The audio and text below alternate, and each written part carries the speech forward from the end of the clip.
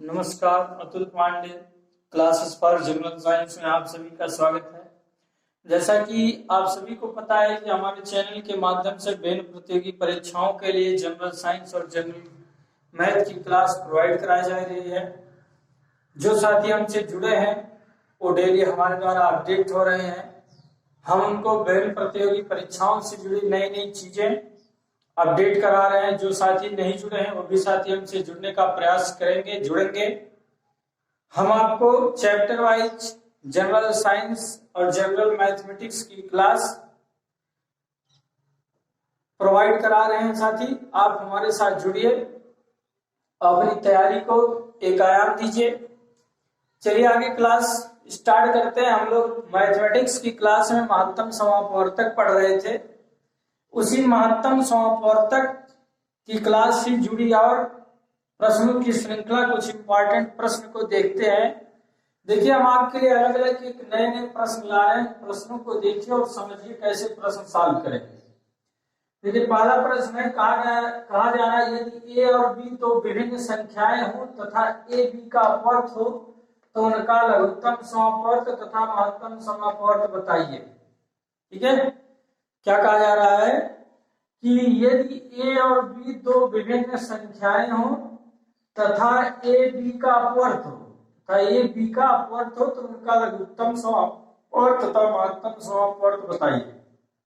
देखिए, समझिएगा पहले प्रश्न को। क्या कहने का प्रयास कर रहा है? कह रहा है कि ए बी का अपवर्त हो। तो अपवर्त मीन्स आपको बताया गया है कि अपवर्त मीन्स होता है मल्टीपल, गुणज।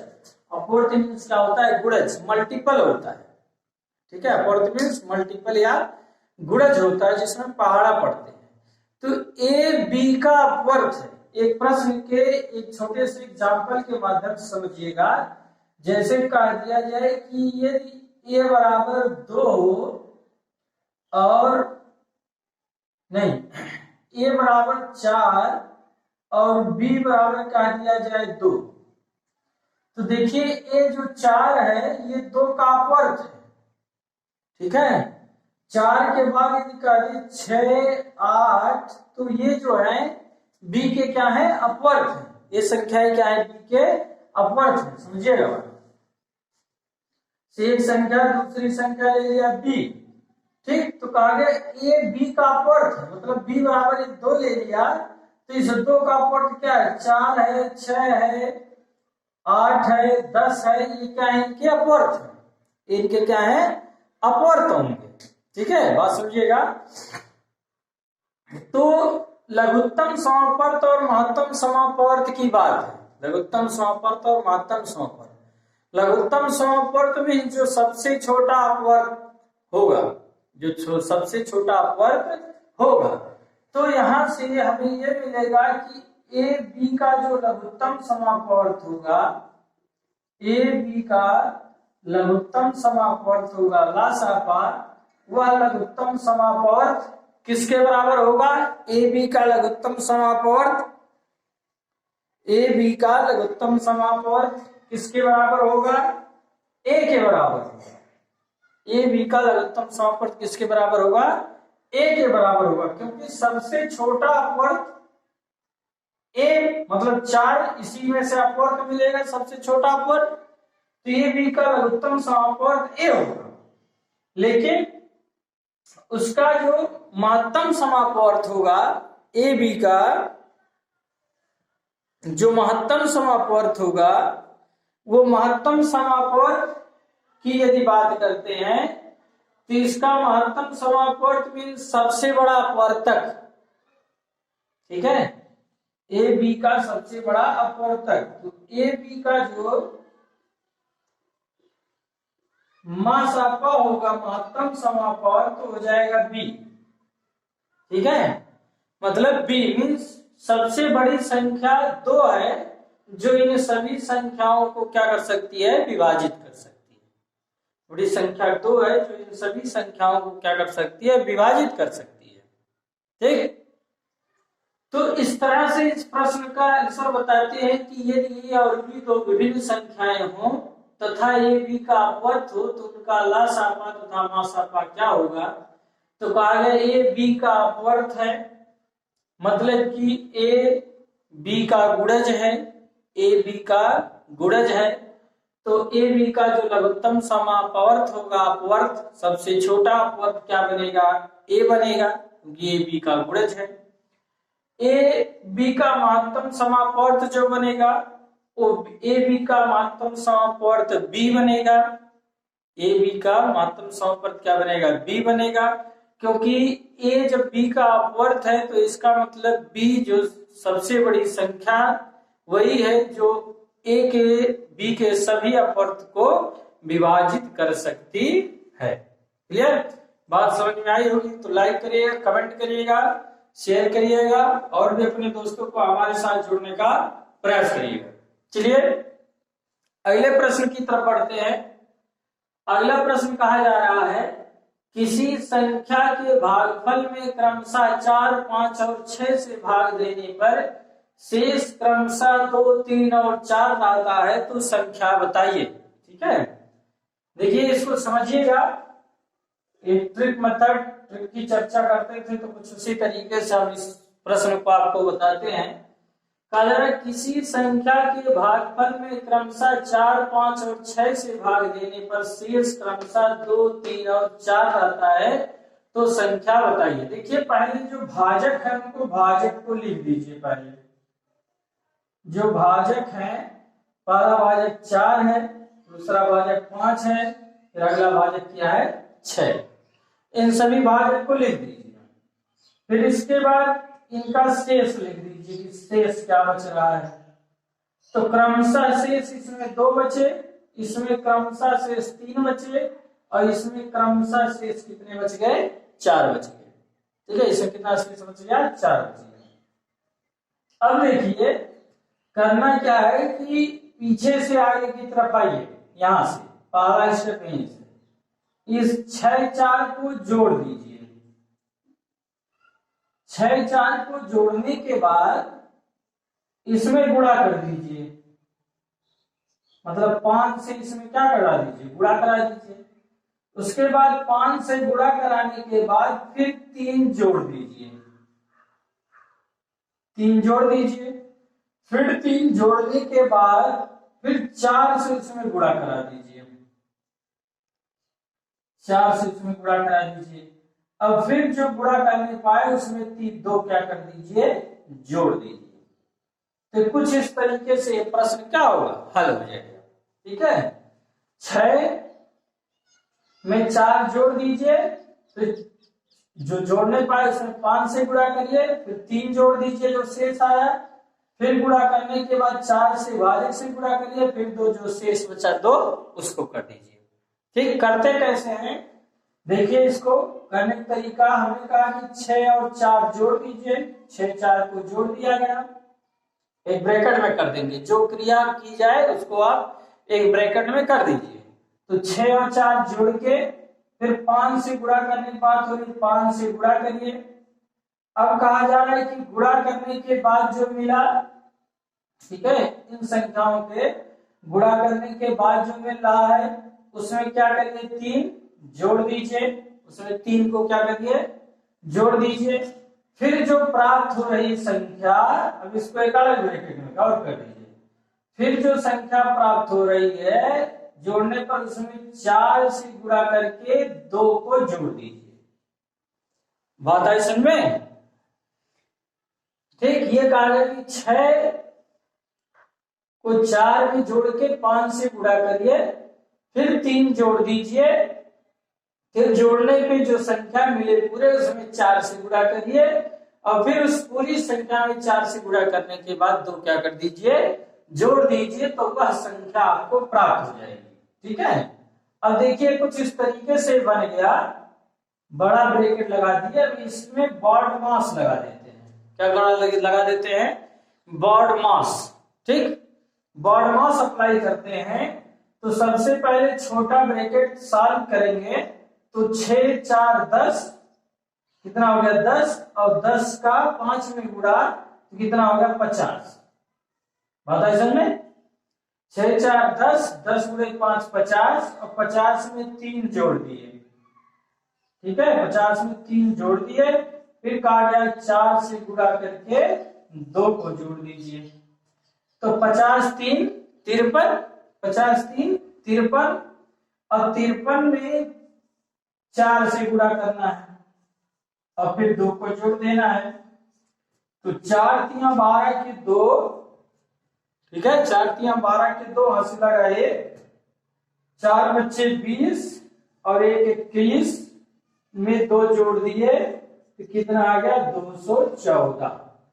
मतलब वो संख्या क्या है 214 है, जिसमें 4 5 और 6 से भाग दिया जाए तो क्रमशः शेष 2 3 और 4 बचेगा। क्रमशः शेष कितना बचेगा 2 3 और 4 बचेगा। ठीक है, आइए बात समझ में बताइएगा।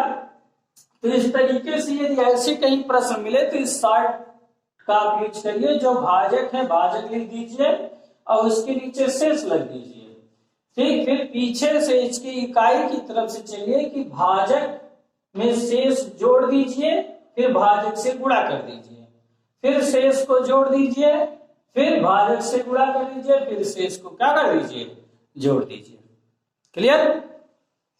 चलिए आगे अगले प्रश्न की तरफ पढ़ते हैं।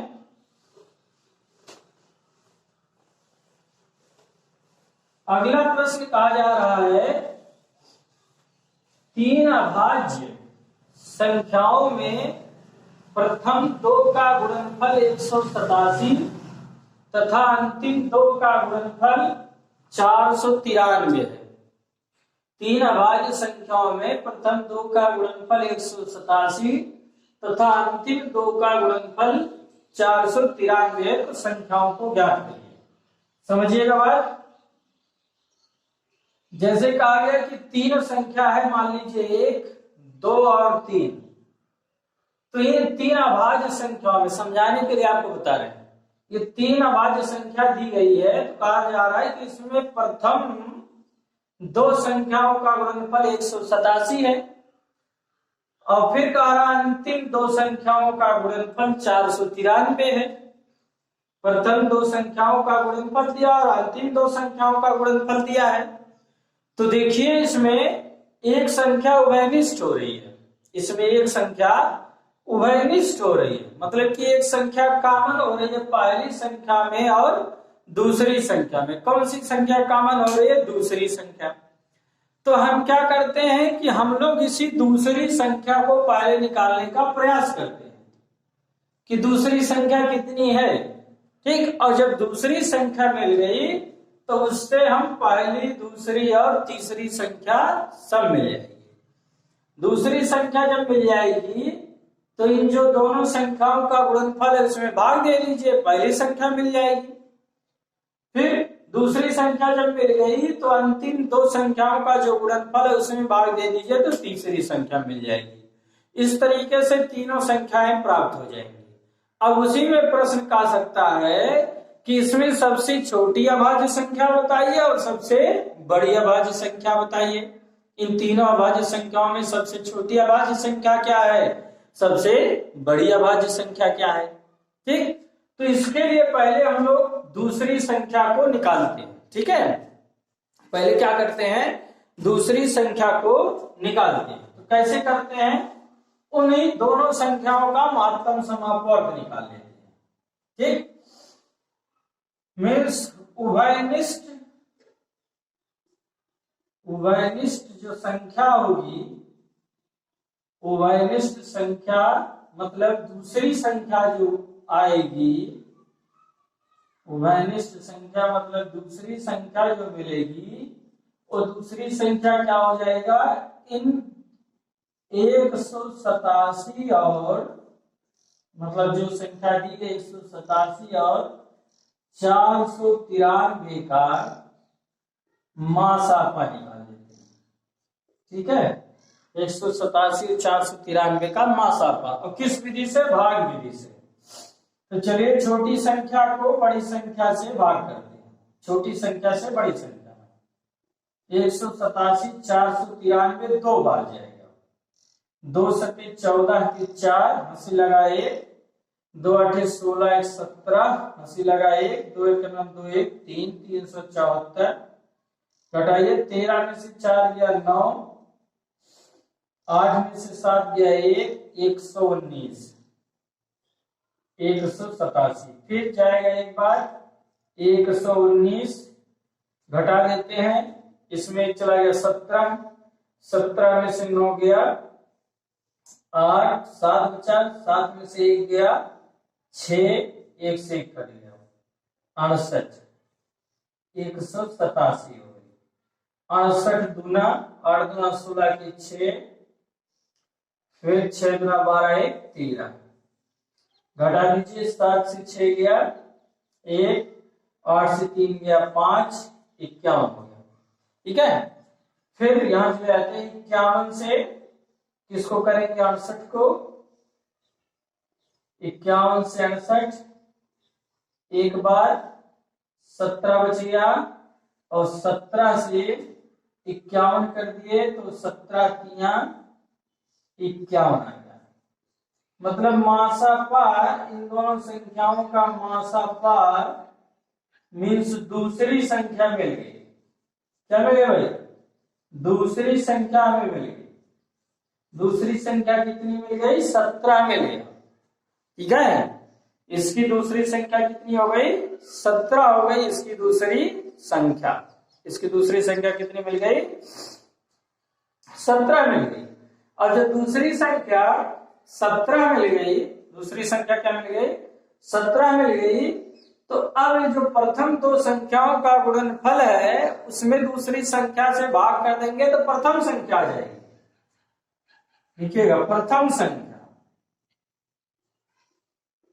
प्रथम संख्या क्या होगा, तीनों 187 में 17 से भाग कर दें तो 187 में 17 से भाग करें तो 17 करने 17, एक बचे 17 और 17 करने 17, मीन्स प्रथम संख्या 11 हो गई।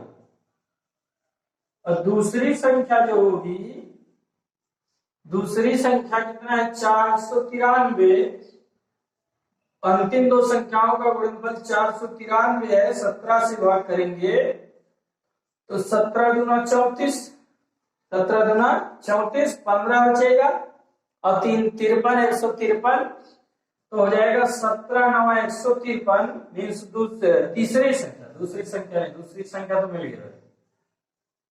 ठीक, तीसरी संख्या हो गई 29 आ गई। तो इस तरीके से यहाँ तीन अभाज्य संख्या क्या क्या मिले, तो पहली अभाज्य संख्या मिल गई 11, दूसरी अभाज्य संख्या मिल गई 17 और तीसरी अभाज्य संख्या मिल गई कितने 29।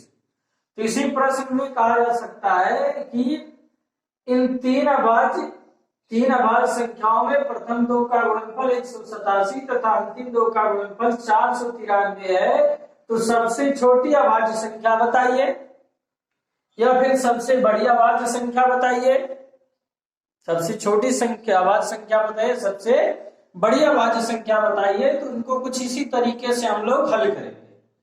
पहले उभयनिष्ठ दूसरी संख्या निकालेंगे, जो प्रथम दो संख्याओं का गुणनफल और अंतिम दो संख्याओं का गुणनफल है उनका मासापा निकालेंगे। तो मासापा निकालने से दूसरी संख्या मिल जाएगी। फिर प्रथम संख्या के लिए प्रथम दो संख्याओं के गुणनफल में भाग देंगे, दूसरी संख्या के लिए तीसरी संख्या के लिए अंतिम दो के गुणनफल में भाग दे देंगे। तो ये तीनों अभाज्य संख्याएं प्राप्त होगी। ठीक है, तो ये कुछ प्रश्न थे कि जो आपके एग्जाम में पूछे गए थे, ये आपको सॉल्व कराए गए। बात समझ में आई होगी तो लाइक करिए, कमेंट करिएगा और भी लोगों को हमारे साथ जुड़ने का प्रयास करिएगा। और आप भी जुड़े रहिए हमारे साथ, हम आपको निश्चित एक सफलता आपके आयाम को पूरा कराएंगे आपके एग्जाम के लिए। इसी तरह से चैप्टर वाइज क्लासें देते रहेंगे। धन्यवाद आपसे।